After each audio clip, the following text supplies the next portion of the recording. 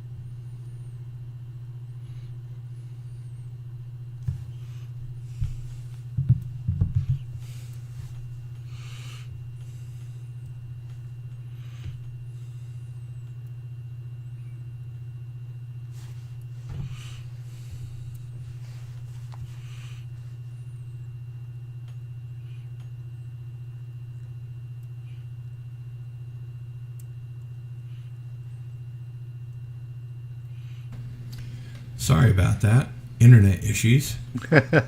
Well, maybe that was Tim Beckley's way of trying to get in touch. I think there was a little trickster spirit there going on. Yeah, that's right. I apologize. As unprofessional as that is, that reminds me, I didn't run our usual introduction, but I do have a new video to show, so let's watch that. This stream and all streams on this channel are sponsored by StreamYard. the easiest way to create professional live streams. StreamYard is a live streaming studio in your browser. Interview guests, share your screen, and much more. Stream directly to Facebook, YouTube, LinkedIn, and other platforms. Always look professional, no software downloads, and trust me, if I can do it, you can do it.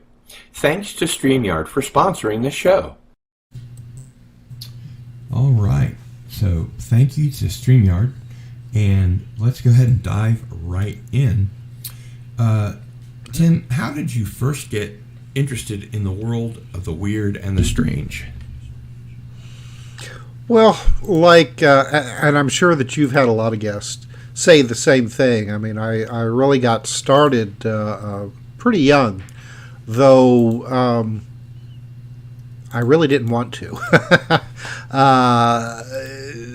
With me, I was kind of drugged kicking and screaming into the whole thing. When I was a kid, really wasn't interested that much in this kind of thing. I grew up in central Indiana, and so I mean I was interested in basketball and race cars. You had the Indianapolis 500, so I mean that's the kind of stuff that that got my attention. Around third grade, we used to get a thing in our school from Scholastic Books, and it was called the Weekly Reader, and it was a newspaper for kids. It was an aggregate of all the past week's news stories.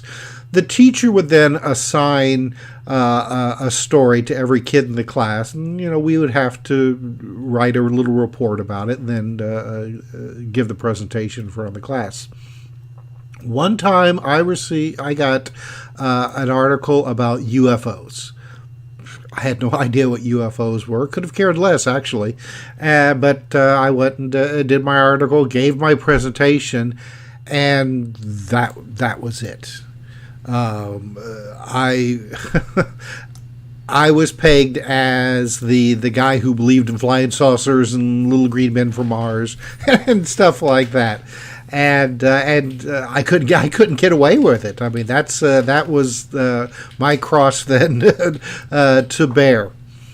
But what was really interesting was that when people are in a group, I mean, they'll make fun of you and things like that. But then later, they'd come back by themselves and say, I don't believe in that kind of stuff, but.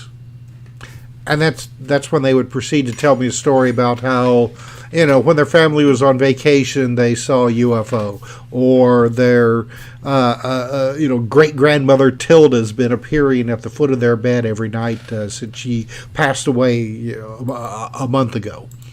And that's what really got me interested in all this. I mean, the stories were fascinating, but it was the people telling me these stories that really got my attention, because most people, and it's a little bit different now than when I started all this.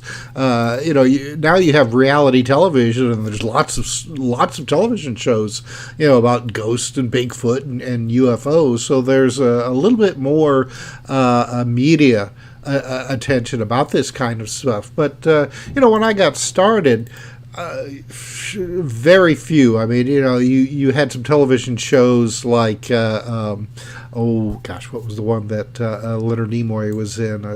In Search of. Yeah, In Search of, and shows like that. But other than that, that was it. So when these people would have these strange incidents in their life, and I think that practically everybody at some point or another has at least one, probably more. But most people had no idea how to categorize these incidents in their brain. I mean, we all have these like a file system in our brain, that everything that happens in our lives, goes in that file system. And you've got the basics. You get up in the morning, have your coffee, get in the car, stop at stoplights, hopefully, go to work, come back, do it all over again every day. Say, for instance, you're going to work one morning and this big flying disc lands in front of your car, and these little gray guys get out, run around, collect rocks and plants and things, get back in, and it flies away. How do you categorize that? How do you put that in your filing system in your brain? Most people, right. That's not an everyday occurrence. So hopefully not. Yeah. Well, and that really, I mean, it can. A lot of people, it really confounds them. I mean, to the point where they almost go insane. Just because it's such an abnormal experience. So a lot of people, when they come to me and tell me these stories, they're not interested in publicity. They're not interested in making a buck with their story. They just want to know that they're not crazy, and to have somebody to tell their story and not be laughed at, because you try to tell your friends, coworkers, even your family. Your family's the worst, I think, out of all of them. Yeah. That you've had some kind of bizarre experience, and they'll laugh you out of the room most of the time. Even though most people have had, strange experiences of their own, that knee-jerk reaction is just like, ha, you're crazy. So, they'll come to me and tell me their story, and I will laugh at them. And I'll tell them, I said, yeah, that's an interesting story, and no, you're not crazy. A lot of people have had similar experiences. And you can, with so many people, you can almost see the weight lifted off their shoulders. They're just like, oh my gosh, I'm not crazy. And they'll walk away. They may never tell anybody the story again for the rest of their life.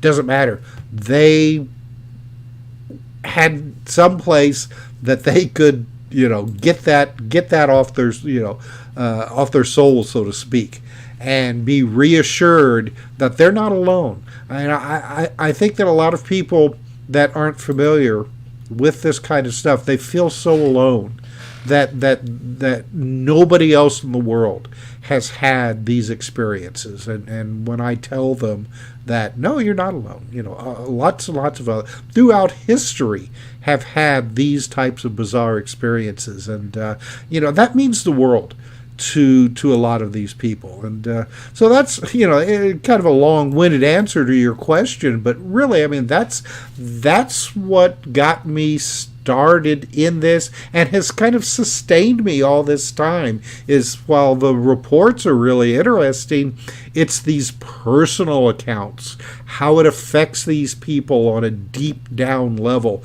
That's what really keeps me going. Yeah, and it's really amazing. You and I had a very similar sort of introduction to the paranormal.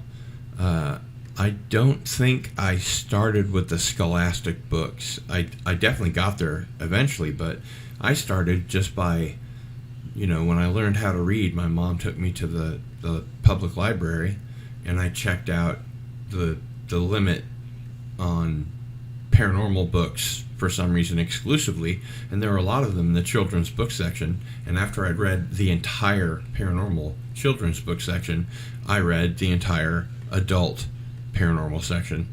And I don't know why I was driven to that, but once I got into school, I got into the scholastic book program and bought a lot of the UFO books from there, and a lot of them actually were very important foundational books. Oh yeah, Scholastic Book Service was great. I mean, even when I was a kid, when it came to UFO and paranormal types of books, you really in the kids section had those types of books. My library had nothing like that. I would have to my mom go with me to the adult library because, as a kid, you weren't allowed to check out a book from the adult section, and I'd pick out the books that I wanted to read from there, and then she would check them out for me.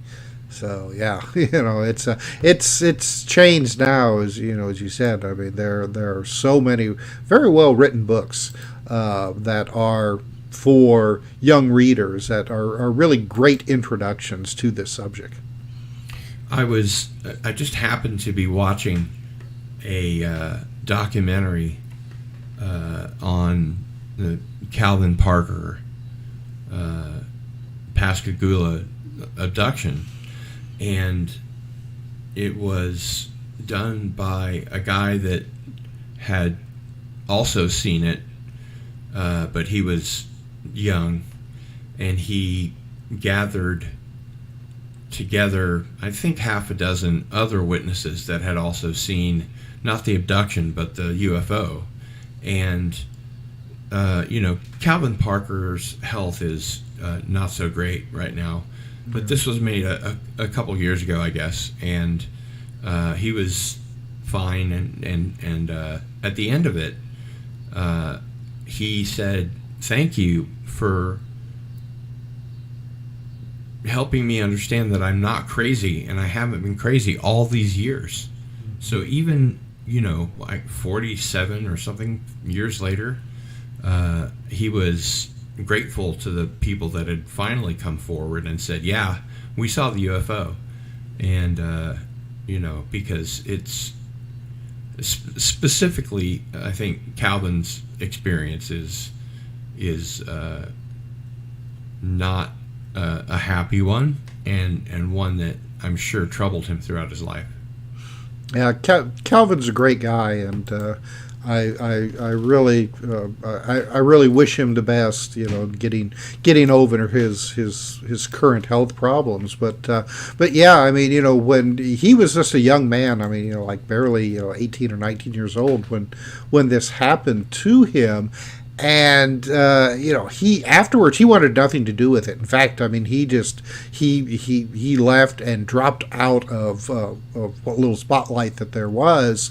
And it wasn't until years later, when he was an older adult, married, had adult children, after that Charlie Hickson had done his book, and yes, yeah, and, well, he didn't want to be in the spotlight. He wanted to be able to keep his job. Nope, not at all. And finally, his kids and his wife, convinced him to write a book about it, with the help of Philip Mantle. Philip, with his flying disc press, and but up until that time, and that was really just maybe about 4 or 5 years ago. Mm-hmm. That he put that book out. I mean, he really did. I mean, he had dropped off, the face of the earth, and even though he still lived around the general, vicinity where that all happened. But I think if it wasn't for the police department secretly recording his and his partner's conversation. Charles Hickson's conversation, when there was nobody else in the room, I think that most people would just, just another, crazy person, hoaxer, something like that, trying to convince people that it was real. But, you listen to that recording that was made, and these gentlemen are clearly frightened and have no idea what happened to them. I mean, I think he has said that, I mean, he had never even heard of UFOs, and the UFO phenomena. So, I mean, this was a guy that, just like I said earlier, I mean, he was drugged kicking and screaming into all of this with no idea what was happening to him in his life. And, you have to realize that for every case that we hear about, similar to what happened to them at Pascagoula, there's probably, 100 more. I was going to say that exactly. Yeah, if not more than that nobody will ever know about, because these people are afraid to talk about their experiences, and and who can blame them? I remember Stanton Friedman's lecture, and he would ask people at the beginning.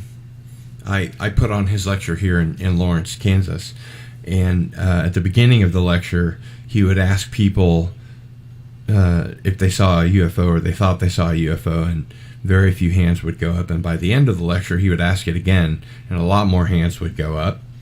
And then he asked, how many of you reported what you saw? And almost all the hands went down. And he said that he thought it was about 0.1% of people that had sightings, encounters, etc., reported them. Right. Well, I mean, most people wouldn't have any idea of who to report something like this to. A lot of people will call the police, and the police. I mean, they don't know what to do. They may show up and take a report, but then where does that go? And it's it used to be, especially in the 60s, that you had Project Blue Book and NICAP and some of these other types of organizations that which were really a PR sort of whitewash. Right, but the police, at least some of the police at least, knew that they could send their reports there. Nowadays, we don't have that luxury.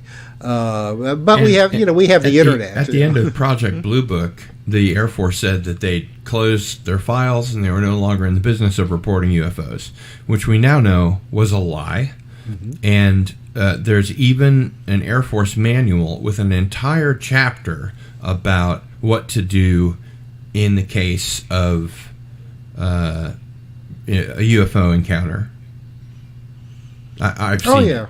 I mean, it's, now that things are coming out, and I wanted to ask you about this, now that things are coming out with the Navy, and Congress is compelling the Navy to, Tracy Torme told me yesterday, out of 144 reports from, I think, either a week or a month, one of them was a balloon, 143 of them were true unknowns, and now that they're being more open, although I'm not sure to what degree the openness really is, at least people that have been,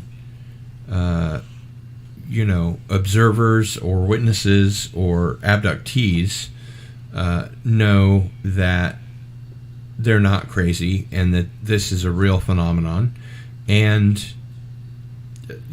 maybe the Navy will start taking citizen accounts and reports more seriously, although now they seem to be only focused on military ones. Right. Well,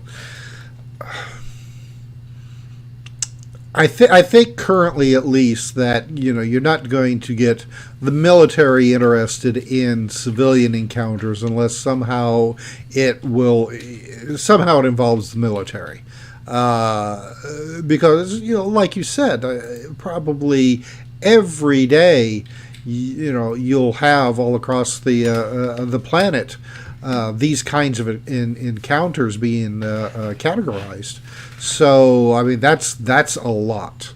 And if you go and throw in civilian encounters, that's probably way too much for any type of organization, military, civilian, otherwise, to try to handle. So I mean, I'm not going to blame the military for not being that interested in handling civilian encounters. One of the things though, that I need to point out is that right now, with the media attention on this, they're almost giving people the opinion that it really wasn't until 2014 that UFOs appeared. But as you well know, the UFO phenomena has been with us probably as long as we've been here on the planet. Now, there's what's called the modern UFO era, which started in around 1947 with the Kenneth Arnold sightings in the state of Washington around Mount Rainier. that's really when it became part of pop culture. Right now, if you read newspaper accounts or accounts that are being written online, it's like that UFOs just happen within this decade, and that's definitely not the case. Yeah, and it's interesting that when in December of 2017, the 2004 Nimitz videos came out, nobody even batted an eyelash. It was like, above the fold in the New York Times. Politico reported about it, and no one cared. It was just the next, news cycle, and hardly anybody, noticed. But that was a really big deal when the military comes out and it's above the fold on the New York Times. That's a big deal, and I think the normies, the regular everyday Joe Lunchbox, versus those of us that have been in the UFO community for years, have different reactions to it. And I think that those of us in the UFO community expected it to be a big whiz-bang deal, and regular society just kind of went, oh, okay, UFOs are real, whatever, lunch. So let's move forward. The next question I wanted to ask you was, you've stated before that you're interested in everything. What do you mean by that? Well, I'm not just interested in, say, UFOs. UFOs are fascinating, but I'm also interested in ghosts and paranormal phenomena, cryptid creatures like Bigfoot and lake and sea monsters. I mean, it's just there's such a whole wide gambit of the strange and the weird, and so I'm interested in all of it. Everything in the paranormal spectrum. Yeah. Which, I mean, Bigfoot, all of it. Right. Because, and I'm sure, you've had guests on your show that, they keep themselves on the straight and narrow, basically with one subject, UFOs or ghosts or cryptid creatures, and they don't really travel too far outside the edges of their interest. And the thing that always fascinates me about everything is that they all seem to be connected in one way or another, which really honks off a lot of my friends who are just kind of tunnel visioned in their interests, because I see so many similarities with this stuff, and because a lot of times if you have areas, say, that where there's a lot of UFO activity taking place, more than likely you're going to find an uptick in, say, like Bigfoot and cryptid creatures. Same way with ghosts and hauntings. A lot of times people who have had I was going to say close encounters with UFOs, but it doesn't even have to be close encounters. Say they had an interesting sighting of some bizarre lights in the sky, then they'll suddenly find their house haunted with poltergeist activity or other weird stuff like that.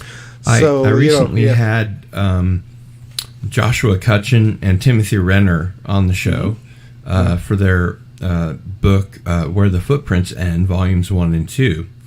And I started out by asking Josh about, the UFO investigators and researchers. I'm not talking about armchair ones, of course, but the field researchers that say, keep your Bigfoot out of my UFOs. And the Bigfoot researchers say, keep your UFOs out of my Bigfoot, right? And we talked about the fact that Timothy Renner mentioned, if you can find me he wrote a book called Weird Pennsylvania, and he told me, if you can find me a UFO report in Pennsylvania, I guarantee you I can find you a Bigfoot sighting within 10 miles within a week of that UFO sighting. So yeah, these things are really related, and it's funny, they went on to explain that you take all of the weird stuff that happens in the woods, the wood knocks and things being thrown at the side of the house, and the grunts and the language and just weird things, and you put it into a house and it's a poltergeist. And even in a seance, they've seen not only hairy hands, but big, tall, hairy men, creatures, Bigfoot. Right. And so, yeah, it's difficult to sort of wrap your head around the fact that hauntings, UFOs, Bigfoot, everything that is in the paranormal really is related. Yeah, myself included. I mean, there have been people like John Keel, Brad Steiger, and Jacques Vallée, been kind of searching for this kind of a grand unified field theory when it comes to this kind of bizarre phenomena, because there does seem to be some kind of underlying connection with it all. And right now, it's almost like the old story about the blind men trying to figure out what an elephant is by just touching it. I think we're kind of in the similar situation right now when it comes to paranormal phenomena. When I say paranormal phenomena, I'm going to throw UFO phenomena in there as well, because we're only seeing separate sections of whatever it is that is really going on. And so, I mean, it and it could be that whatever is going on is really outside of our reality. I mean, it's we live in a world of 3 dimensions, 4 if you want to include time. So if we're dealing with something that is completely outside of that realm, that somehow manages to intrude within our own reality, it's almost like if we were fish in a fish tank and somebody goes and sticks their fingers into the top of the water. Well, I mean, all you see is like from the fish's perspective, you would see like 4 or 5, if you got your thumb in there as well, separate items moving around and then vanishing again, not realizing that that's just a tiny portion of a larger being outside of their realm. Really good analog or metaphor for the liminal spaces in society and reality, however you want to look at it, seem to be not so liminal anymore. Yeah. Well, and you have to also understand that whatever this phenomena is, it seems to also be either it seems to be affected by our own consciousness. Our perspective on reality, our belief systems, naturally, and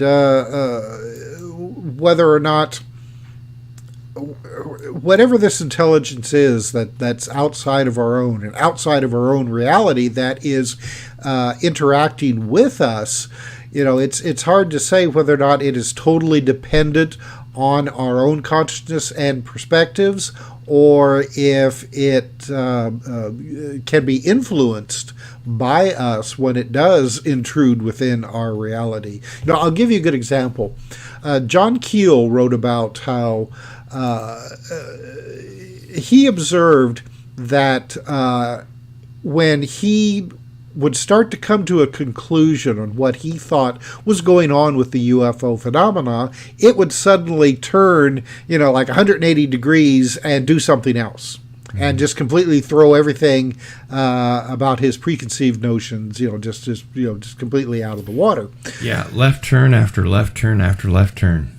Right. And so he did a little experiment one time where he formed in his mind almost the concept that these alien beings that his silent contactees that he was dealing with were reacting with were reptilian in nature, which it's funny because the whole reptilian aliens has now become a really big thing, but it wasn't that case back around 1967 when he was doing this little thought experiment.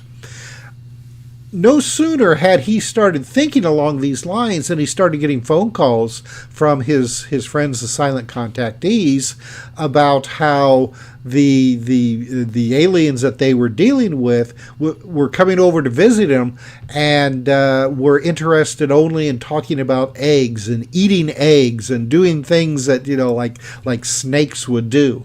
So, it does seem like that certain aspects of this phenomena is very connected with our consciousness and is either influenced by it or likes to be influenced by our consciousness. there's definitely an element of the trickster here, and also it reminds me of Greg Bishop's co-creation theory.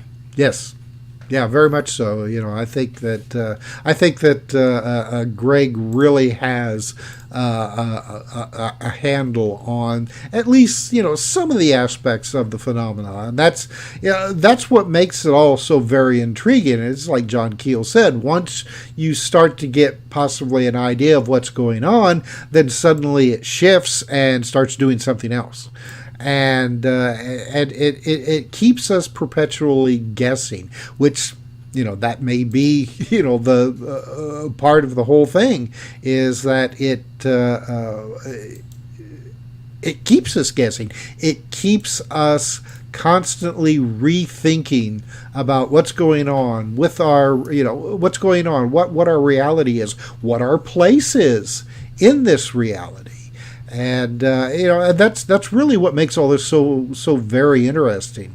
You go back and you look at the thought processes of people who were investigating this stuff back in the 50s and 60s. The UFO phenomena was almost exclusively considered to be extraterrestrial. Mm-hmm. And any kind of contacts that were made with these so-called extraterrestrials seemed to confirm that belief.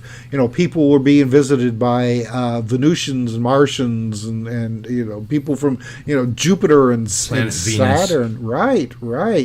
And that really sustained itself for quite a long time until you started, especially in the 70s, getting into the whole abduction types of scenarios when the Aryan, long-haired Aryan space brothers kind of disappeared. Yes, the Nordics, and were replaced by the little big-head, big-eyed gray creatures. Right. So it's going to be interesting to see how long that aspect of the phenomena will sustain itself. It's held on for quite a while. Another aspect of that you reminded me of is that as this whole phenomena, have evolved along with modernity, when the modern UFO era started, or just before that, I suppose, the Foo Fighters, were just orange balls of light that everyone thought were Wunderwaffe super weapons. And then in the Japanese theater, they thought they were American and vice versa. And as time passed, we went from seeing structured craft that looked like flying saucers, because that's how the reporters characterized what he saw, when he said that they were actually chevron shaped and they moved like saucers skipping across the water. And so we started sort of as a zeitgeist, or maybe a social unconscious, if you will, seeing flying saucers. And something that was brought up to me, I mean, obviously, before powered flight, people were seeing, airships and reporting even these craft on the ground, and men, just humans, doing repairs.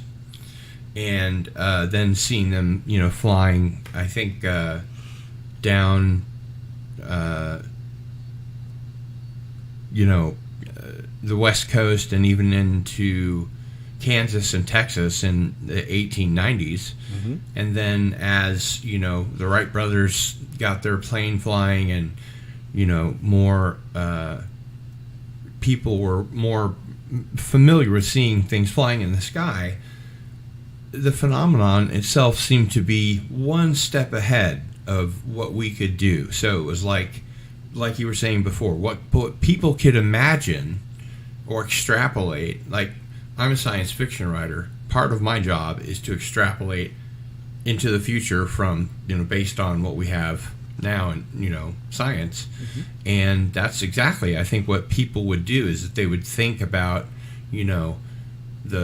the current technology that they're familiar with, and then sort of project it perhaps into the unknown, but it would always be a few years ahead of what we could do. And it's evolved that way. And yesterday, Tracy mentioned something that I hadn't thought of, that now that we have iPhones, people are seeing Tic Tacs, and they're just these unconnected little, relatively, compared to some of the other sightings, no control surfaces, no antennae, no even raised domes like they used to have. So yeah, the entire thing is constantly changing, like you were talking about with John Keel, moving all the time and keeping us guessing, which is one of the reasons why I think it's so hard to really put your finger on it. I wanted to ask you, have you had any experiences of your own, ghosts, UFO sightings, etc.? I'll start with the UFO experiences, because that's really the shortest. But unfortunately, I've traveled all over the place, investigating these types of cases, and hoping that I would really see something cool. By the way, I'm jealous that you got to be inside the Great Pyramid.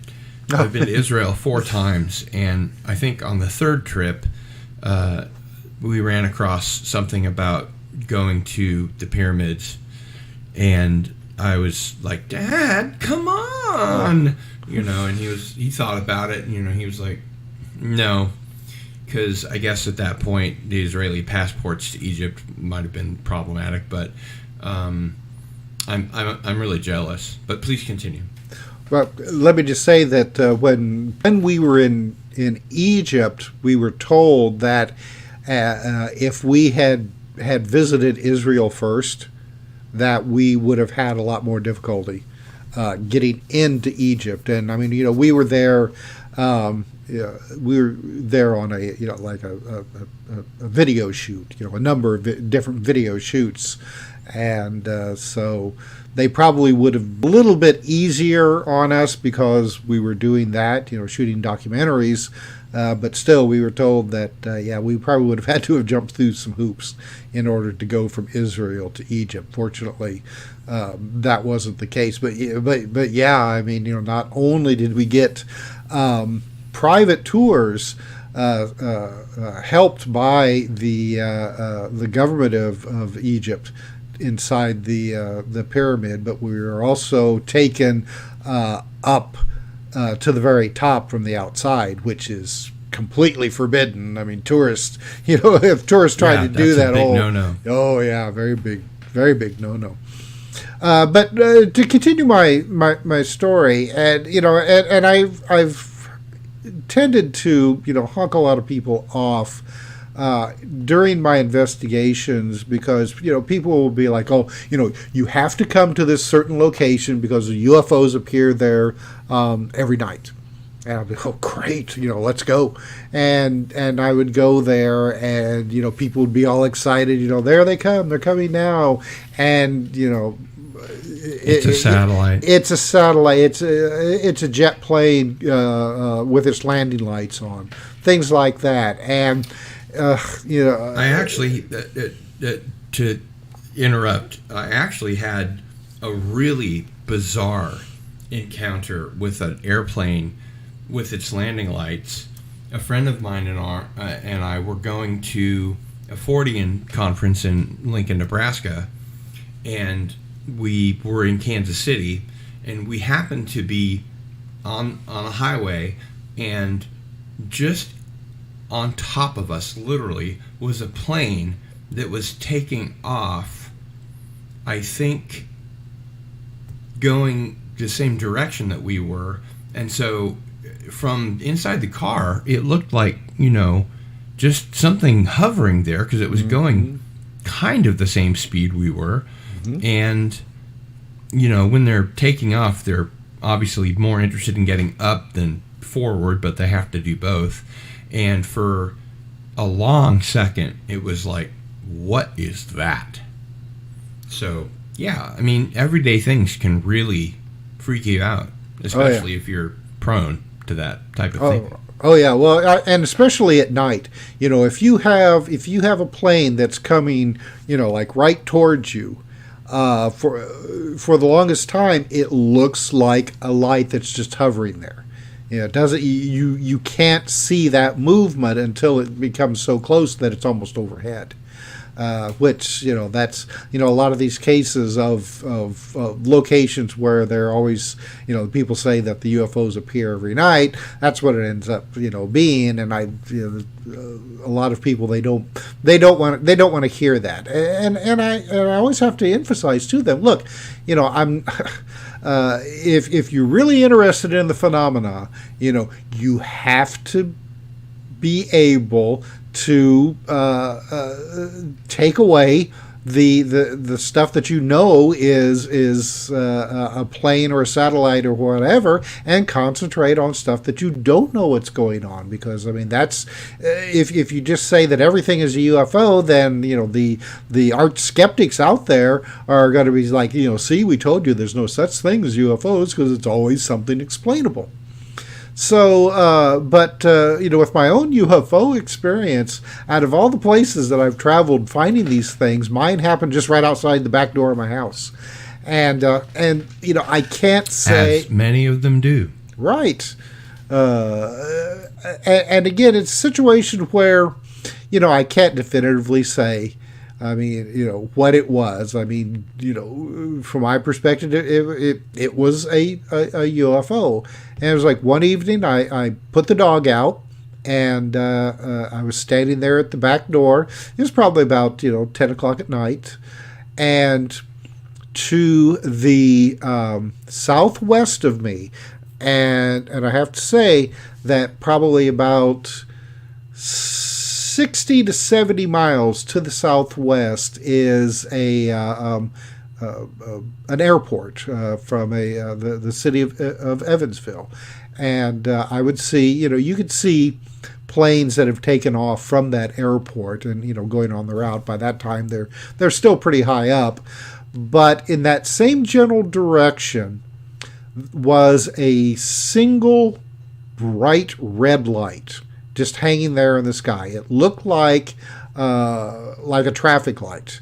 Now I've got astigmatism, so I mean, it looked to me that like a star, with the points coming off of it and everything like that.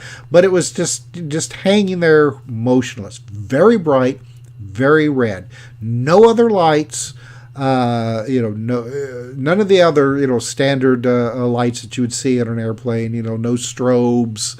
Nothing like that. And then just all of a sudden, it just blinked out. And so I stood out there for quite a while waiting to see if a plane, came overhead. Because, like we discussed before, if you have a plane coming at you, it looks like that it's hovering there. But nothing ever went overhead or to either side of me. So, and as far as I know, no plane or jet or helicopter has just one single red light that doesn't flash or can move like that. Right. Well, and by the way, I was going to ask you, did it look to you like it disappeared or that it shot off very quickly?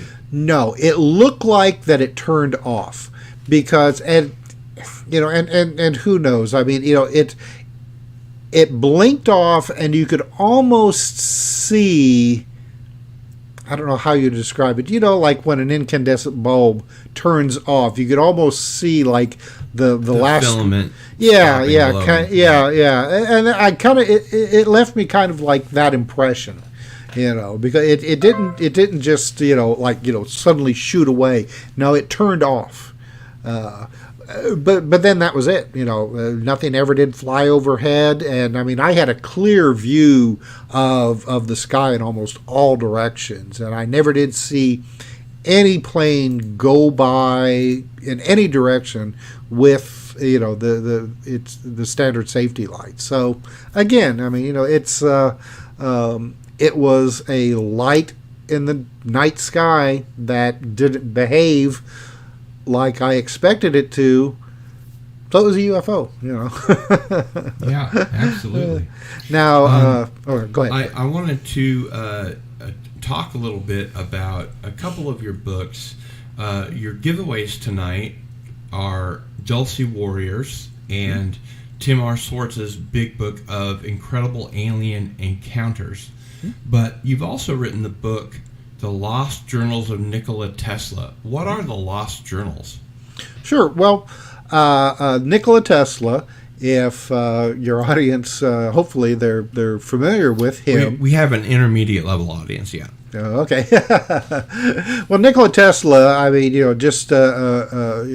really just to tear it down, just to the briefest synopsis. I mean, that was the guy responsible for inventing the AC motor. So the electric light systems that we have, all of our electricity currents and computers and what have you. Lights, yeah. Lights. That he was the guy who was responsible. Nikola Tesla also, he was the primary inventor of radio. Sure, I mean, and or Marconi. Marconi actually used Tesla's patents to build his transmitter and receiver units. So, and it wasn't until actually Nikola Tesla died, that the patents were awarded back to him. Because when Marconi came from a rich family, and so he had a lot of influence, and so he was awarded the patents and the designation as the inventor of radio. Even though Tesla had invented most of the major components to make it all possible years before. And if anybody wants to look it up, it's his patents are readily available online. So Tesla was one of these gentlemen that, I mean, he was the consummate inventor, and just was constantly coming up with revolutionary ideas and making them possible. I mean, not only the stuff that we were talking about, remote control. Tesla was the guy who came up with the remote control, and just all kinds of different things. One of Tesla's favorite ideas, this is something that he worked very hard to make happen, was his wireless transmission of electricity. Yeah, right? Like in the tower in Colorado. Wardenclyffe, is that correct? That was on Long Island, Long Island, okay. New York, right? But he did his initial experiments in Colorado Springs, Colorado. So that's where he perfected that idea, and so he was able to get the backing of a lot of very rich people who actually had gotten rich off of Tesla when Tesla built, say, like the first electrical generators at Niagara Falls, and started Powered them. New York City. Powered New York City. Powered the first world. Powered the 1998 World's Fair. I may be wrong about that. I can't remember exactly. 1898 World's 1898. And Tesla made a lot of people much rich. to the chagrin of Thomas Edison. Well, one of the reasons that Tesla got it in his head that he needed to come up with a way for the wireless transmission of energy was that Tesla's company got the rights to build the electrical generators at Niagara Falls, but it was the Edison company that got the rights to build the cables to transmit the electricity. Mm-hmm. And that kind of stuck in Tesla's craw a little bit, because there had been, a pretty big rivalry for a long time between Tesla and Thomas Edison. Between Edison and Tesla and Westinghouse, oh boy. Oh, yeah.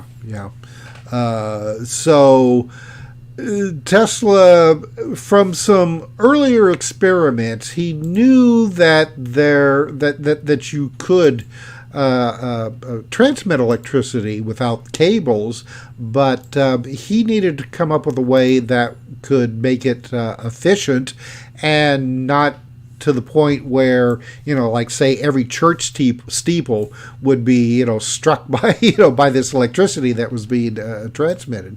So that's where he was doing his experiments in Colorado Springs.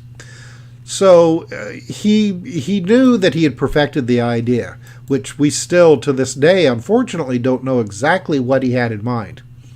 And he went as far as for the wireless transmission of power. Yes, exactly. Yeah. Because Tesla had been screwed out of a number of his patents.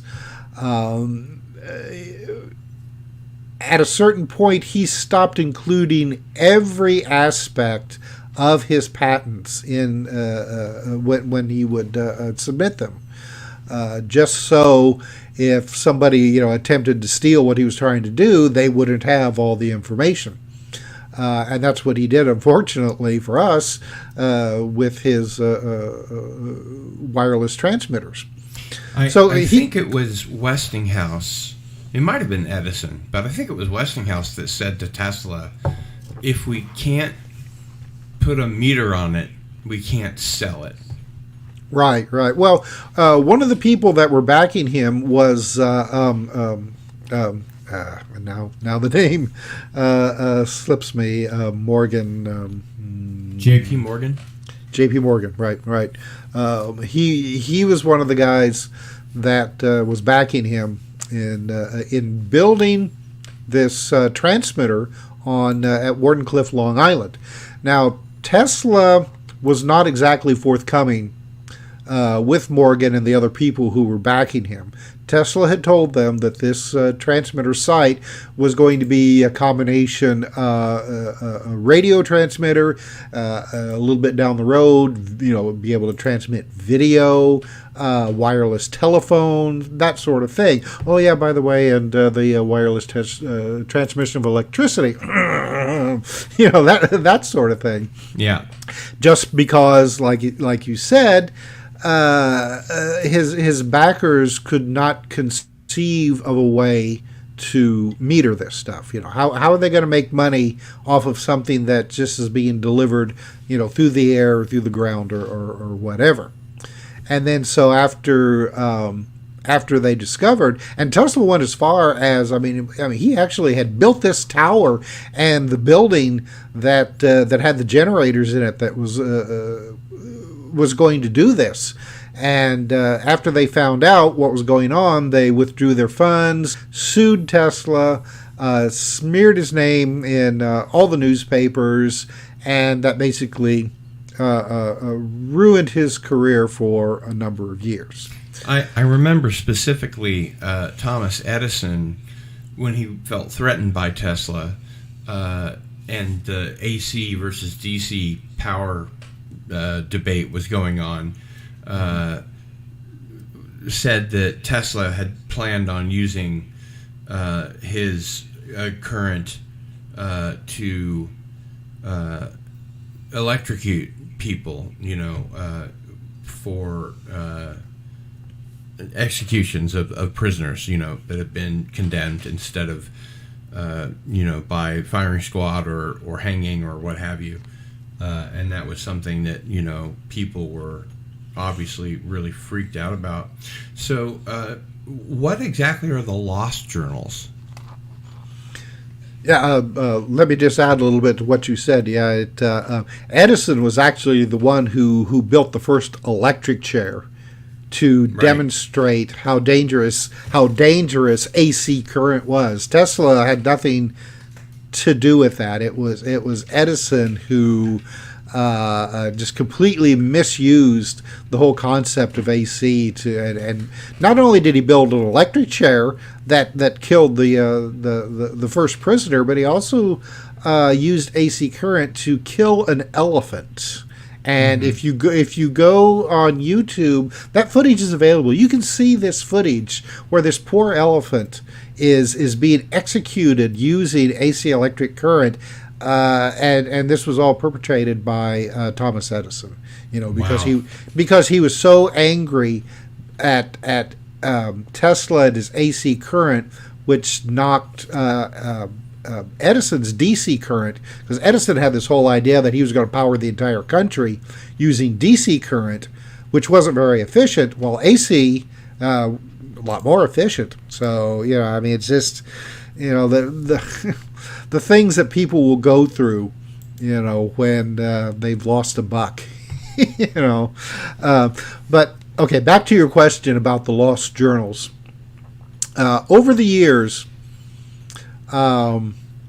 after Tesla's problems at Wardenclyffe, Tesla didn't have the money that he used to, and was forced to move from various location to various location.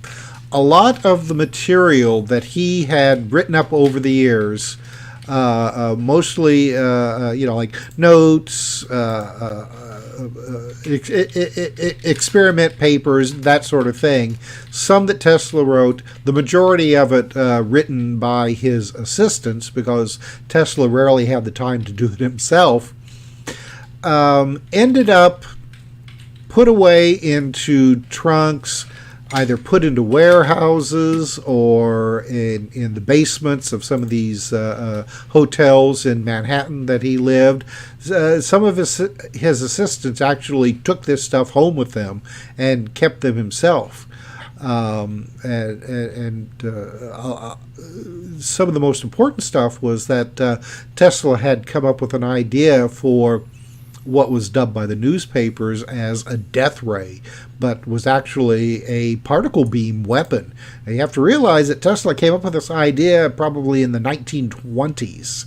And this would be using an electric current that would take particles of tungsten, I think is what he added the idea at the time, and shoot them in a concentrated beam towards, whatever, missile, an airplane, or something like that. He conceived it as a defensive weapon.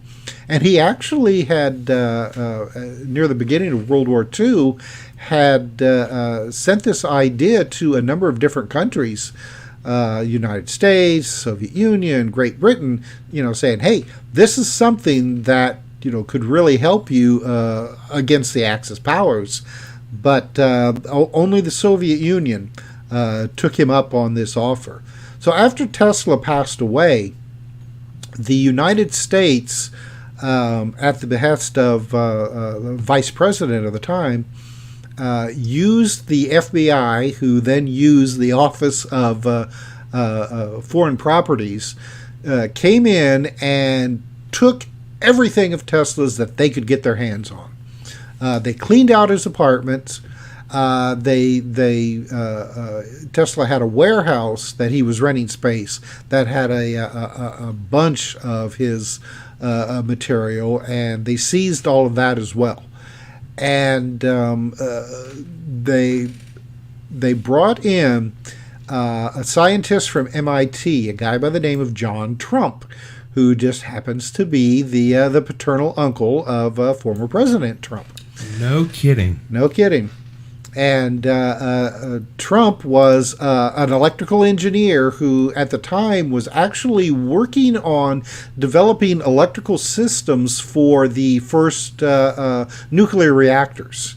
And it just so happens that a few years previously, Mr. Trump and Tesla had a little to-do because Trump was wanting to use Van de Graaff generators to generate the electricity to run these nuclear generators, nuclear power plants. And if you don't know what a Van de Graaff generator is, just think back to school. Practically every science class had them. They had like the bulb on the end, and it had like a belt that would generate static electricity. You put your hand on it, and your hair stands on end. Right. Tesla said to him, he goes, no, if you were going to do this, you would need several Van de Graaff generators that would be about 25 feet tall, when one of my Tesla coils that would be maybe about 3 feet tall would be enough to generate all the electricity that you need. So, I mean, there is a little bad blood between the two. So after Tesla passed away, they brought in Mr. Trump to go through Tesla's material, which again, stories have it that there was enough material to fill at least 2 to 3 railroad cars full of material. So Mr. Trump went through this stuff in about 2.5 days. All right? And then said, nothing here. All of Tesla's stuff is just of, like a philosophical nature, nothing scientific here, case closed. But the interesting thing is that then all the stuff disappeared. Probably ended up somewhere in Washington.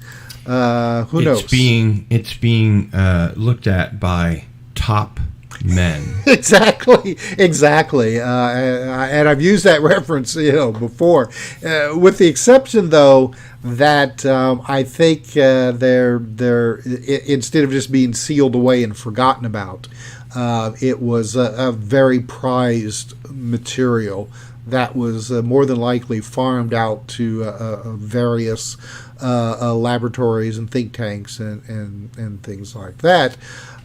So, I mean, that basically is the lost journals, because not all of it was seized by the government. There was still a lot scattered here and there that had been forgotten about. There's even an FBI document where one of Tesla's former assistants wrote the FBI saying that he had been approached by some people that he didn't know who they were, asking him if he still had any of Tesla's material, which he did. He had quite a bit, I guess, and was worried that these were spies from a foreign country trying to get a hold of Tesla's stuff, because we do know that's the often a foreign. What did you call it? It was the Office of Foreign Property. Yeah, and see, that's rather problematic because Tesla was a nationalized American citizen. Mm-hmm. So the FBI just kind of used them for convenience. So, they could say that, no, it wasn't us. We didn't have anything to do with this. It was this other branch of the government who came and took all this stuff. But really, I mean, all this happened through the State Department to the FBI, and and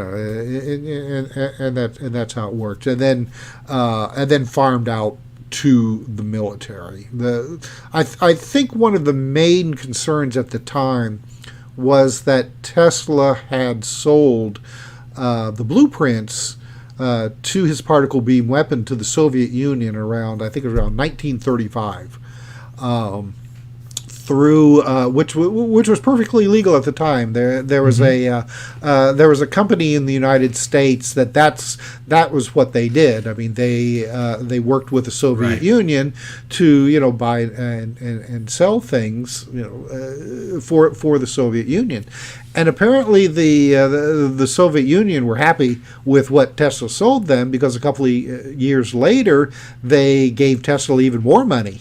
I mean, they paid him like around, I can't remember exactly, like maybe about $20,000, quite a substantial sum for that time, for these blueprints. And then a couple of years later, they gave him like another $30,000. So, apparently whatever, they got and were working with, they were happy enough that they gave him more money for it. So even though the United States had brushed Tesla's offer, off when he was alive, when he was dead, they frantically were trying to get a hold of everything that they could get their hands on. But again, you have to realize that Adolf Hitler and Nazi Germany were also very eager to get a hold of Tesla's material. They were working on Wunderwaffe from the beginning, and maybe even before. Right. And there was even rumors that Hitler was going to try to kidnap Tesla from New York. There was an extensive Nazi spy ring all up and down the East Coast. Yeah. And so the FBI actually had agents embedded in the New Yorker hotel where Tesla was living. Interesting. They had their own apartments and were living there, keeping an eye on him, at all times. And if you go online, or it's like probably after that, the American government up until the very day he died, because I know for a fact that they swooped in literally within hours of his death. Right. Tesla had a nephew, his only blood relative, who was actually a diplomat for the Yugoslavian government there in New York. And Tesla's nephew arrived at his apartment within hours after Tesla had died. Supposedly, he had the only key to the apartment, with the exception of, say, like the hotel, the hotel itself, yeah, right, and brought with him a locksmith, because Tesla had a pretty good sized safe in his apartment, and when he arrived there, that safe had already been broken into, and stuff removed. His nephew wasn't exactly sure what was taken, because he wasn't exactly sure what the original contents were. But the locksmith could tell that this safe had been, opened and recently as well, and not by Tesla.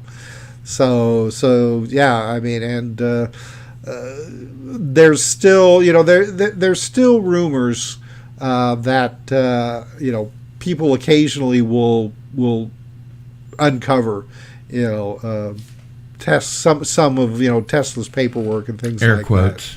that. Yeah. I've always been very interested in Tesla, and he's a very interesting character. All these ideas and inventions coming from one man, and somebody in the chat earlier mentioned that there were theories that he was an alien, and it does sort of mirror the Man Who Fell to Earth, the David Bowie movie, about the alien that, much like Tesla, had a company and made all these inventions and things like that. I wanted to move on to your most recent book. This is going to be one of your giveaways tonight, and thank you, by the way, again. And your most recent book is Dulce Warriors, written along with Sean Castile and the late Timothy Green Beckley. Can you briefly tell us what the book is about? Sure.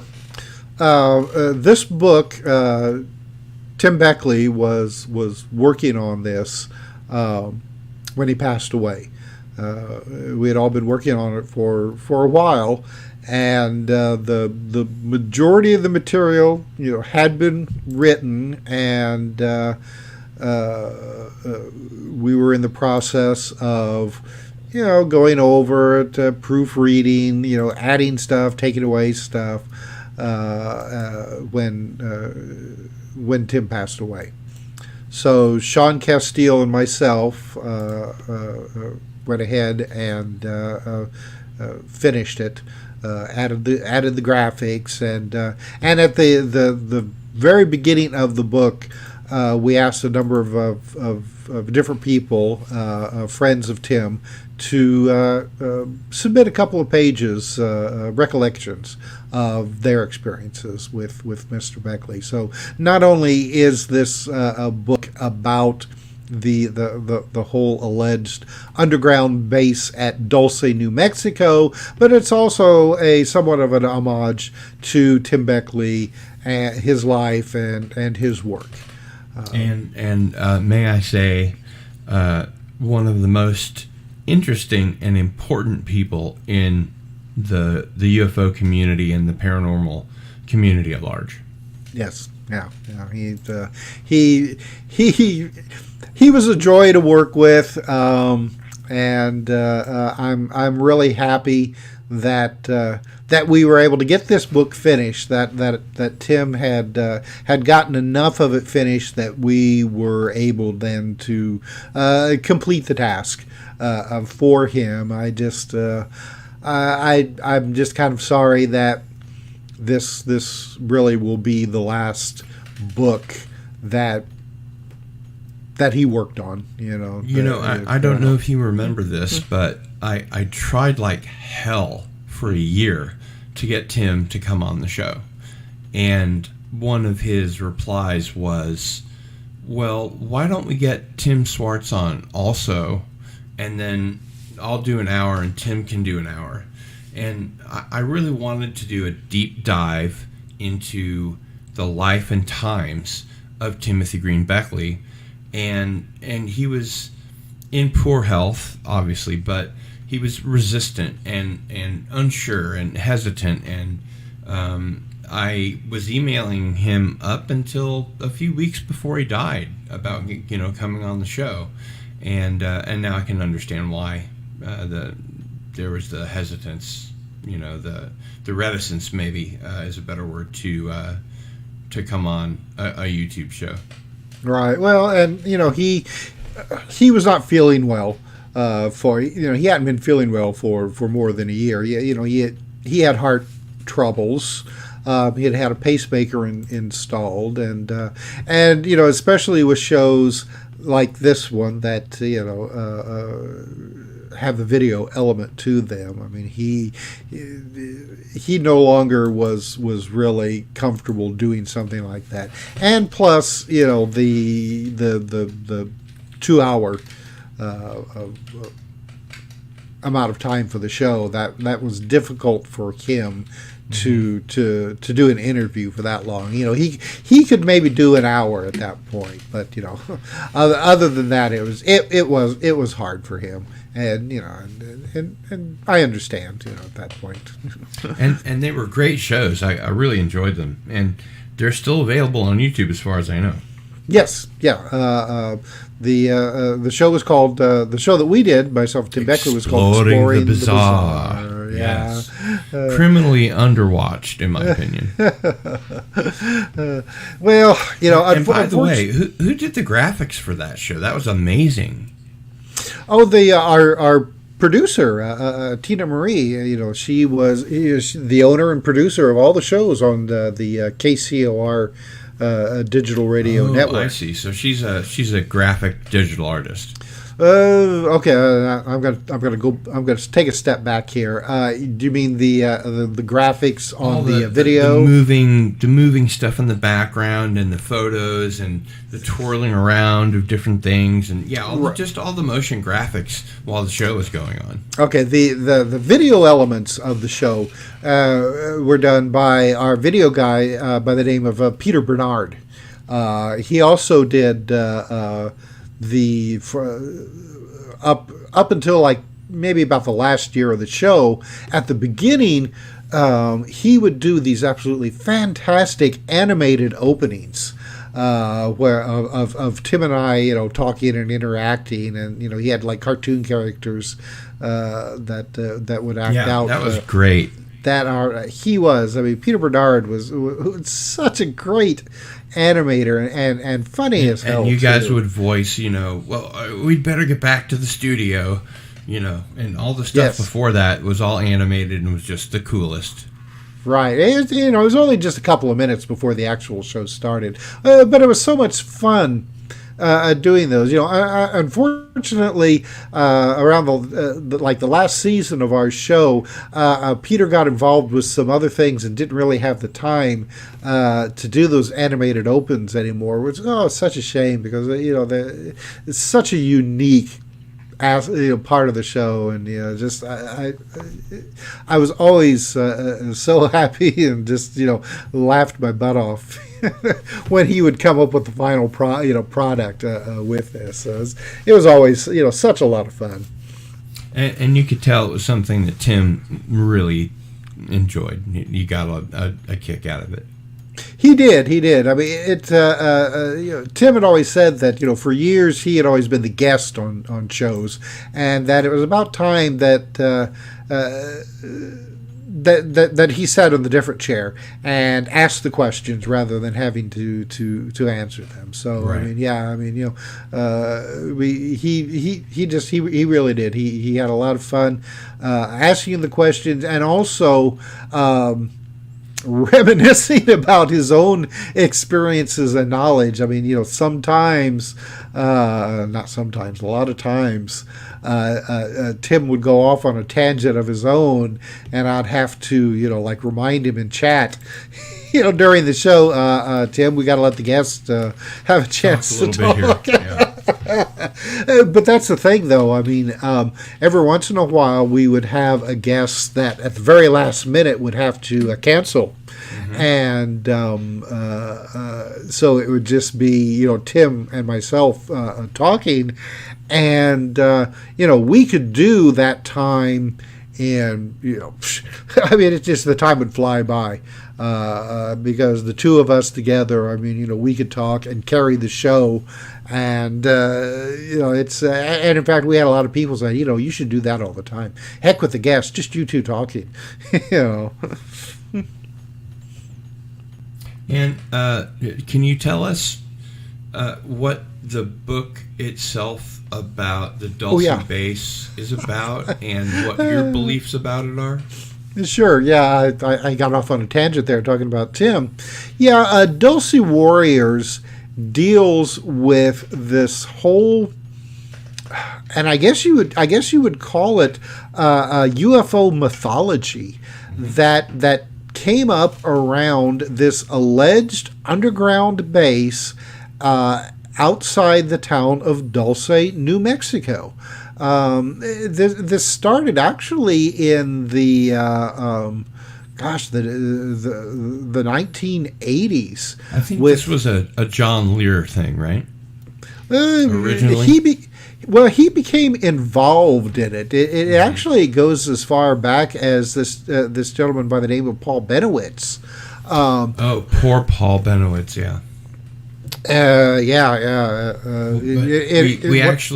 I'll let folks know that my first episode was with Greg Bishop, who wrote the book Project Beta about the Paul Benowitz case. So we'll skip that here, and people can go back and watch that. Yeah. Well, part of the whole alleged disinformation campaign that was being perpetrated against Paul Benowitz was that there was this secret underground base at Dulce, New Mexico. It was like, seven levels. That was a human extraterrestrial facility. That was, you name it, and they allegedly had it.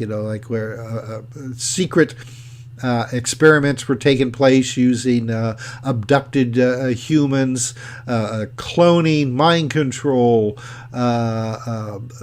mind implants, cattle mutilations, which actually was taking place in the area around Dulce, even before this whole mythology started.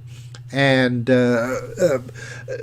the fascinating thing about this story is that Paul Benowitz was really convinced that this was true, that there really was such a base at this location.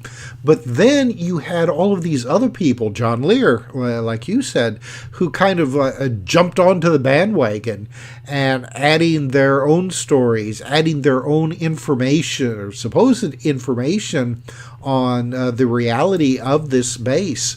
It almost sounds like that the Dulce, New Mexico was the precursor to the whole Area 51 mythology that took place, a few years later. If you go back and you Phil Schneider stuff. Yes.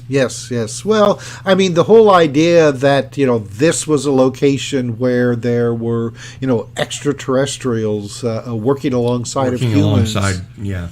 Right, possibly even a location where there were, it was like a UFO base as well. The same kind of stories came out later with Area 51.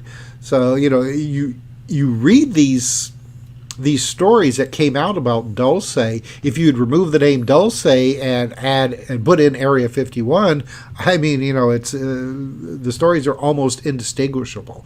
So it was almost like a dry run for Area 51. What's your opinion on these stories? Do you think that these are true? I remember somebody said that they had driven by Dulce. It was one of the lecturers that I put on, a UFO lecture, said that he had driven past Dulce and missed it and had to turn around and didn't find a damn thing. Yeah, well, the town of Dulce is there. It's part of the local Native American reservation. The town is really small. I think maybe it has like a total population of about 900 people.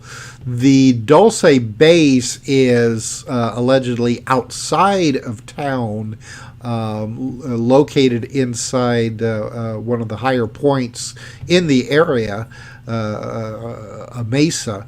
And in fact, a lot of people have pictures of this mesa, concentrating on the antenna that's on top of it, but those antennae are actually from, so like the local radio stations and and things like that. So it's naturally it's the one of the highest points in the area, but alleging that these antennas are part of that secret base. It wouldn't surprise me that there isn't something going on in that area, maybe underground, but I doubt if it's as wild and crazy as some of these stories have it. You have to understand that years earlier, there had actually been south of Dulce, an underground nuclear explosion had taken place in order to an early attempt at fracking, basically using atomic weapons. Not weapons, but like a nuclear bomb. The idea was that it would free up the natural gas that was located in that area. That was extremely hard to get in the hard bedrock. Unfortunately, after they did that, they ended up, it did the trick. It freed up this natural gas, created a cavity to hold the gas, except now the gas was extremely radioactive and could not be used. And in fact, some of it the radiation actually escaped. And for miles around that area, there was a substantial amount of released radiation that is still apparent today. So it wouldn't. They didn't bother evacuating the town or anything. No, like that. Well, it was quite a ways outside of town. Like, I don't know, 3 miles. That doesn't sound like. It doesn't sound like a lot of space, though. You think about where you live or where I live. How would you like them to explode, underground or not? A nuclear weapon. That close to where you live. It's inconceivable. Yeah, exactly. Well, but that was, back then it was just like, they had all kinds of weird ideas of what they could do, peaceful uses, they called it, of atomic weapons. And that was one of them. If they were using helium-3 would be just fine. But fissile material, plutonium, things like that, with ionizing radiation, really not good for living creatures. No, and that area is still irradiated. Now, you could actually go to that location and walk around or above where it took place, but they had to, I guess, for years pump the natural gas out and get rid of it. I'm not quite. They probably just burn it, which that's not going to do anything. That just releases the radiation. That's probably even making it worse. Yeah. So it wouldn't surprise me that maybe that the military didn't build some kind of a base within the vicinity to keep watch on what was going on. One of the local police officers, a gentleman by the name of Gabe Valdez, who was investigating all the cattle mutilations that were taking place in that area. He suspected that the mutilations were taking place by the government and the military in order to keep watch on how the radiation was affecting the environment. Using the cattle as test subjects. Right. So, when Christopher O'Brien came on, we had a very interesting, very long talk about that. Mm-hmm. Yeah. Chris has some excellent ideas and has really done the legwork and research on not only in the Four Corners areas, but all across the St. Louis the country. Valley. Right. When it comes to cattle mutilations, so I don't think that it's a coincidence that you have this Operation Gas Buggy, which was the name of this nuclear fracking attempt, in an area that also had cattle mutilations, and then this totally bizarre disinformation campaign about this underground base at Dulce. So, I mean, I think that a lot of it is disinformation, where you have a little truth mixed in with a lot of lies. Some of it is true, some of it is lies, and it's up to you then to try to remove the wheat from the chaff, so to speak, right. And figure out what is going on. But the interesting thing about this whole story is the personalities that came about, that glommed on to this story. And so much of UFO mythology that came from this is still with us today. The whole line.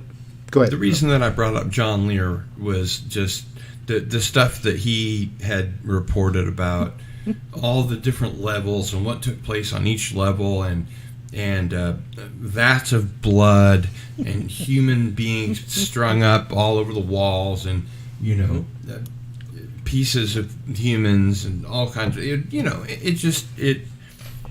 it not only boggles the mind, but really in my mind was the beginning of the end, at least for me, of taking anything that he had to say seriously. Well, but he wasn't the only one, though. I mean, that's just it. You right. have all of these different people that, and a lot of them really didn't seem to have any connection with each other, and yet they were coming up with very similar stories again, which makes me think that. Maybe poor Mr. Benowitz wasn't the only one that was being fed, a load, so to speak, when it came to the AFOSI. Right. Because we do know that more than likely that Russia was trying to use UFO researchers to try to gain access and information about secret, especially aircraft developments that was going on in the area, all across Nevada, New Mexico, and places like that. So there's a very good possibility, and this is something that Greg Bishop has really done a lot of excellent research on. There's a good possibility that a lot of this disinformation was an attempt to try to weed out some of these foreign agents and the people who may be inadvertently feeding them this information. Interesting. I'd like to move on to another of your favorite subjects, is Gef The Talking Mongoose, and you even wrote a book about it. Really? Yes. A talking mongoose?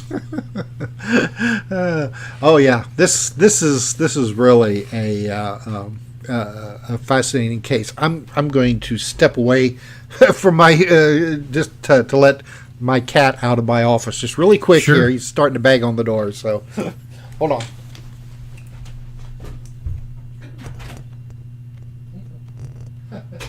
All right, sorry about that. No worries. I didn't even realize he was in my office. He was hiding people someplace. in the chat were talking about he was photobombing your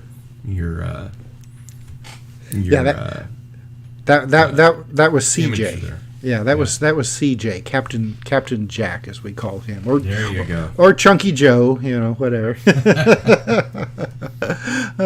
But yeah, Gef the Talking Mongoose. I mean, this, that's the title of my book, Gef the Talking Mongoose, the Eighth Wonder of the World. It sounds like a children's book, and but actually, this was a true event that happened in the 1930s on the Isle of Man, which is an island in between England and Ireland, and it involved this family that had moved from England. The husband had been a piano salesman and had been a very successful piano salesman. And on his retirement, him and his wife, decided that they were going to take their money and they were going to buy a farm on this island, and that he was going to be a gentleman farmer, which at that time meant that he would have hired hands who would do all the work, and he would collect all the money. What retirees are called, yeah. Exactly. And so they had actually a young daughter by the name of Vori, and she was a very late comer to the family. They already had 2 children who were grown and had families of their own at this point. So they had this young daughter, and they moved out to this farm, and the farm had been abandoned for quite a while. So he actually spent a lot of time fixing it up, and they had been there for a few years, and they allegedly, James Irving said that the first encounter was that one day he saw this, he described it as like a weasel type of creature out in the farmyard around his chickens. So he got his rifle and he was going to shoot it, but it disappeared. And later he said it must have gotten into the house because they started hearing animal noises in the walls.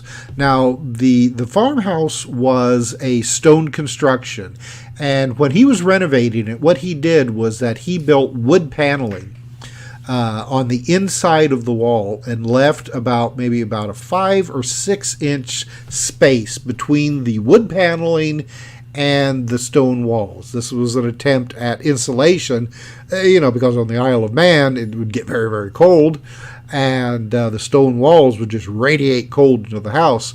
So using this air... I can only imagine the wind in that location. Oh yeah, and it was. I mean, it was kind of like out in the middle of nowhere, up on this, kind of like a ridge, and the wind would. I mean, it would just whip through the area, and so I mean, this was an attempt to use that air gap as a form of insulation. Well, he assumed that this creature, weasel, whatever it had gotten in the house and was now running around in between this gap in the walls because they could hear it. It made noises, and after a while, they noticed that it was making various other noises. It would bark like a dog, it would meow like a cat, and they would kind of prompt it, just kind of joking around. They would meow and it would meow back. It would bark back. And eventually the daughter, who was about 11 at the time, she started reading to it from her books. And lo and behold, it started repeating back to her in like a very high-pitched voice. And eventually, whatever this thing was started to develop a personality of its own and started talking in complete sentences. The voice was not human. They said that it sounded exactly like you would imagine a little like a little creature, like a mink or stole or something like that. It would sound like talking in human speech. The bizarre thing about this is that it obviously was not just some kind of animal. There was a paranormal aspect to all of this because it could make things like move around the house like a poltergeist. It would make things disappear. It would knock on one side of the house and then almost immediately knock on the other side of the house. It's bizarre enough that you've got something that has that could talk in a weird voice, coming from various corners of your house, but then it almost exhibited ghostly, paranormal types of phenomena. Which one of the bizarre things about this whole thing is that later on, when they would actually have conversations with this creature or whatever it was, it claimed that it was afraid of ghosts. It said that it wasn't a ghost, that it was afraid of ghosts. I was going to say this almost sounds like a poltergeist situation, but I've never heard of one that talked. Yeah. And certainly not talked back. Well, in my book, Gef The Talking Mongoose, I dedicated an entire chapter to talking poltergeist. It's not that it's not that far out. There are a number of fascinating cases of poltergeists that, given enough time and energy, I suppose, actually do start talking. It's one of the rarer aspects of the phenomena, but it does happen. And we're dealing with something with Gef that is, it's hard to say. It's a very unique case. There was only one other case that even comes close to it that happened in Ireland at around the same time. But this was something that it went on for about a month and then stopped, while Gef went on for years and years. I mean, it got a worldwide attention. It was written about in the papers. There was all kinds of paranormal investigators that would come to the island to visit. Sometimes Gef would talk to them. Most of the time he would refuse. A lot of times, especially if he didn't like somebody, not only wouldn't he talk, but he would go and shoot out jets of water from holes in the wall at these investigators, later claiming that it wasn't water, that he was urinating on them.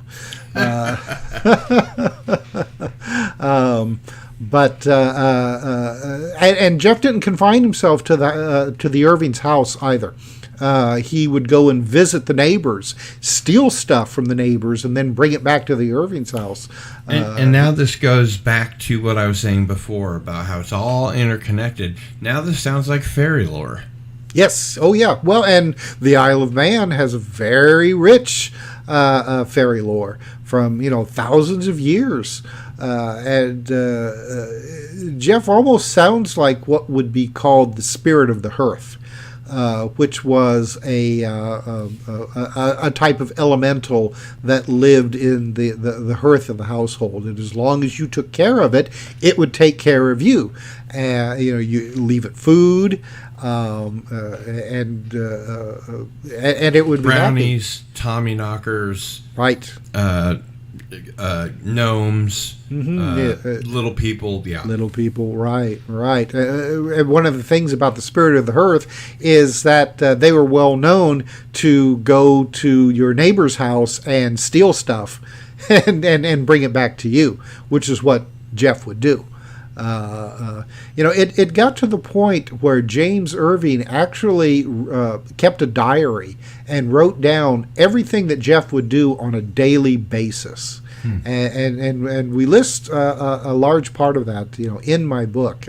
We were fortunate that we were able to find a book that was written by the paranormal investigator Harry Price, who really spent a lot of time getting to know the Irvings and looking into this case, and he wrote a book about this.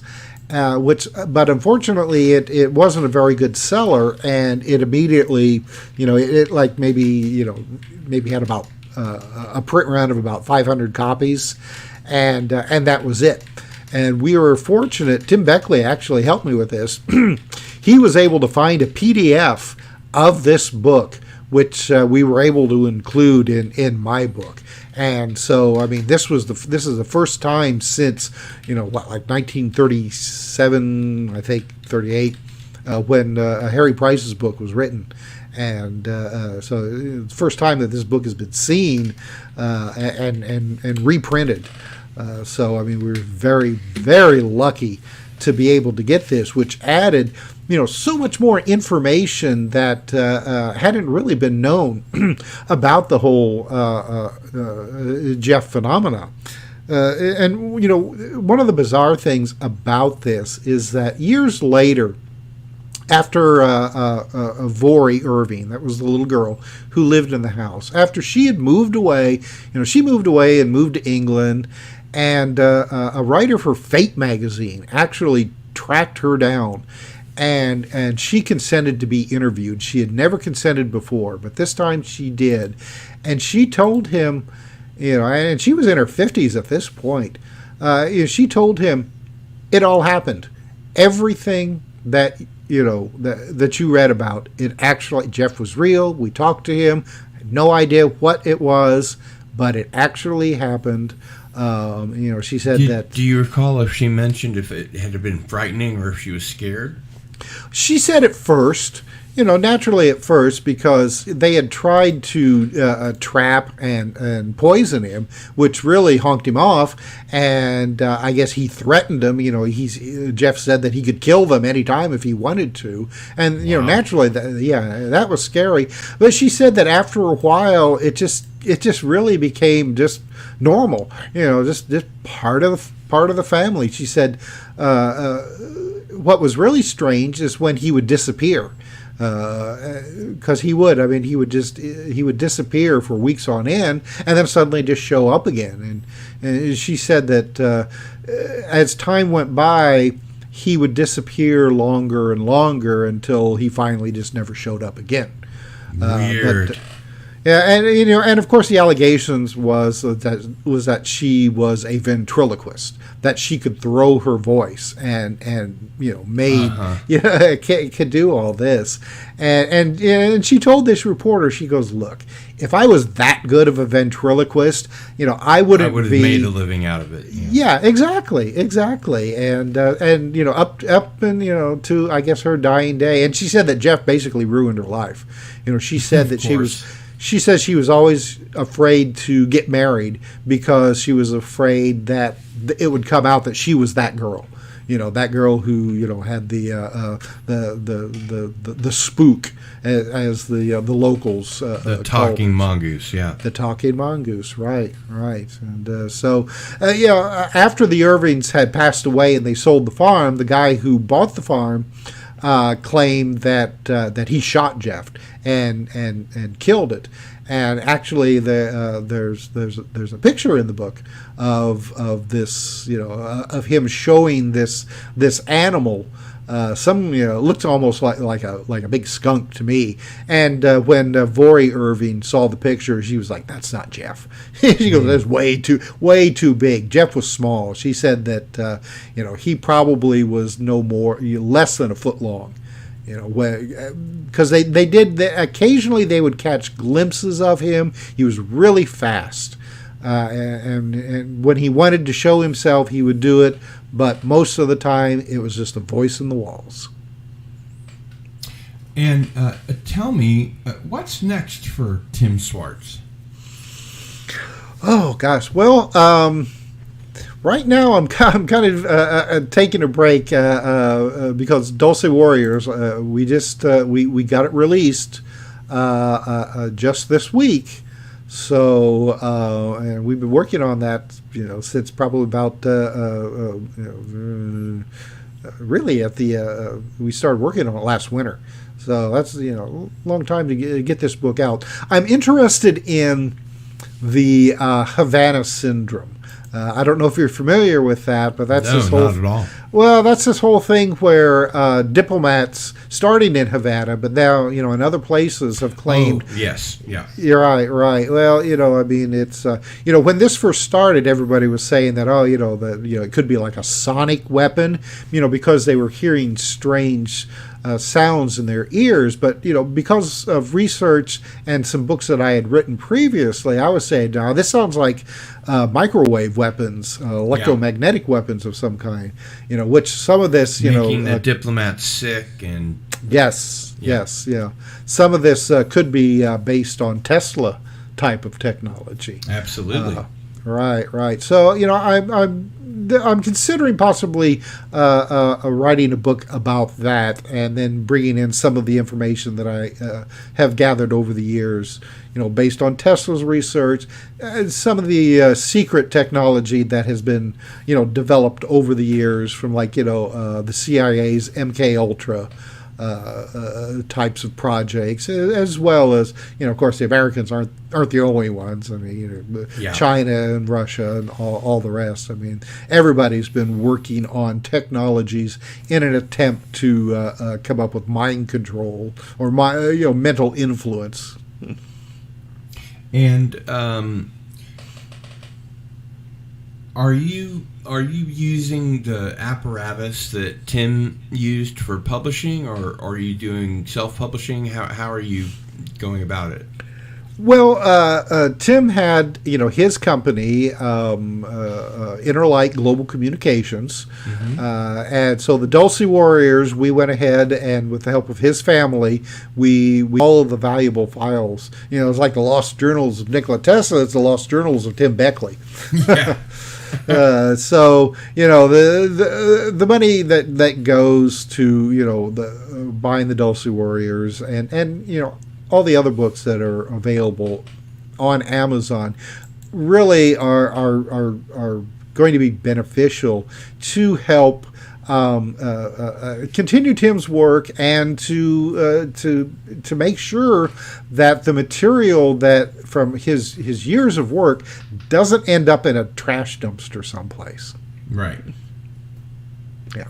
Well, on that note, let's go ahead and do our giveaways. So the way that this works is that everyone in the chat is going to pick a number. And Tim, I would like you to please pick a number between 1 and 5. And then I would like you to psychically reach out to the chat and try to do your best to project your number to the people in the chat. And now, everyone in the chat, please put a number between 1 and 6 in the chat next to your name, and we will go ahead and get the Dulce Warriors, which will be autographed by Tim, to a winner. And we have 4 and 2 and 3, and Phantom Boomer is going to have to pick another number because 4 is Don McDouglas's number. We have 3, we have 1, and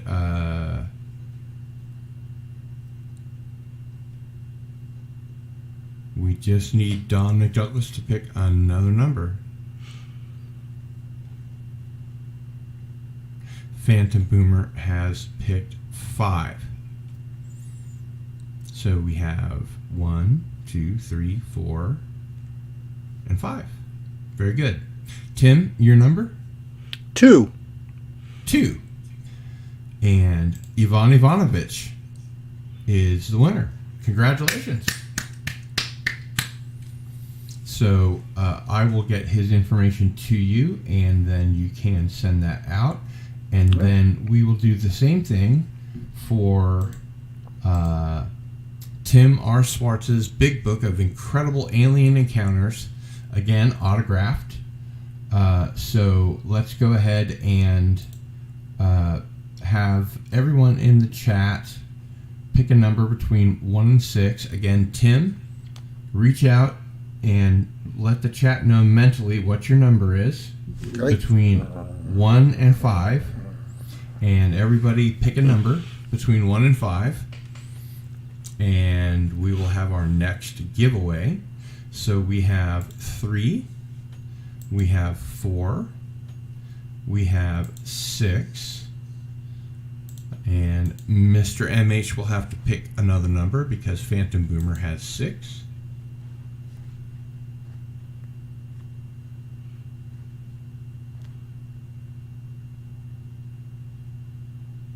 Antiderivative Jill has picked 1. I'm sorry, Mr. MH. I have to try again. I believe 5 is available.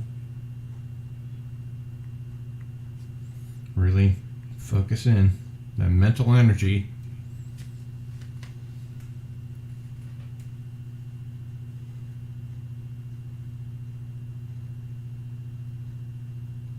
And Mr. MH has picked 2. And Tim, your number? 1. 1. Antiderivative Jill. Congratulations. All right. Great. And she is also, by the way, my first moderator and an absolutely fantastic moderator. She is on top of things. As soon as I, make a tweet that we're live, Tim, I not only do Into the Fringe on this channel, but I also have Masters of the Genre, where we talk to science fiction people, directors, showrunners, writers, screenwriters, and several other shows. And every time I'm done tweeting, we're live, or get ready for this show on X or Y day, Jill retweets it and she's on top of it. So I really have to thank her. She's done great work. And before we go, I want to go ahead and play again our new sponsor.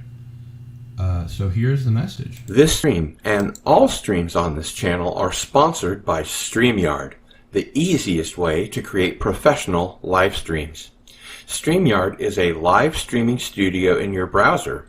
Interview guests, share your screen, and much more.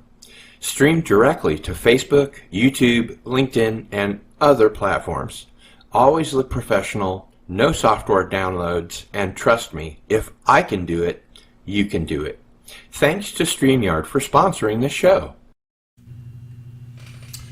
So, again, congratulations to our winners. And Tim, thank you very much for coming on Into the Fringe. It was a delight to have you. I hope you will come back often. And I will also get Jill's information to you so that you can get that autographed book out to her. And thanks again for coming on the show, especially on short notice, and for these 2 wonderful giveaways. Oh, well, always happy to be on Into the Fringe. It's a great pleasure, and I hope your audience enjoyed the past 2 hours. I certainly did, and I think they did. If the chat is any example of that. So it's Cardinal Sin signing out.